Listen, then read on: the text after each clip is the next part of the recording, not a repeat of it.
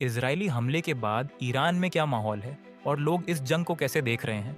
इस पर ईरान के प्रोफेसर जमीर अब्बास जाफरी कहते हैं कि अब तक हुए हमले कुछ भी नहीं है।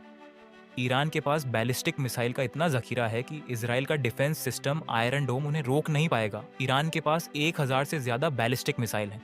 इसराइल को खत्म करने के लिए इतनी मिसाइलें काफ़ी हैं। मिलिट्री के अलावा ईरान के पास 1 करोड़ लोगों की बसीज आर्मी है। ये वॉलंटियर हैं जो ईरान की आर्मी से कभी भी जुड़ सकते हैं। ईरान के पास ऐसी बैलिस्टिक मिसाइल हैं जिन्हें इसराइल के आयरन डोम्स इंटरसेप्ट नहीं कर सकते।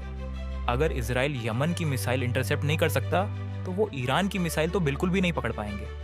आगे प्रोफेसर जमीर अब्बास जाफरी का कहना है कि वो ज़माना ख़त्म हो गया जब इसराइल हमें मारकर भाग जाता था और हम शांत बैठ जाते थे। अब मारोगे तो मार खाने के लिए भी तैयार रहो। प्रोफेसर आगे कहते हैं कि इसराइल की औकात नहीं कि ईरान से अकेले लड़ पाए, इसलिए वो चाहता है कि अमेरिका उसके साथ रहे। इसराइल पश्चिमी देशों का पाला हुआ देश है। उसके पास सारी चीज़ें अमेरिका की दी हुई हैं। ईरानी कौम कुर्बानी देने के लिए तरसती है। जिसे करबला समझ नहीं आता उसे ईरान समझ में नहीं आएगा।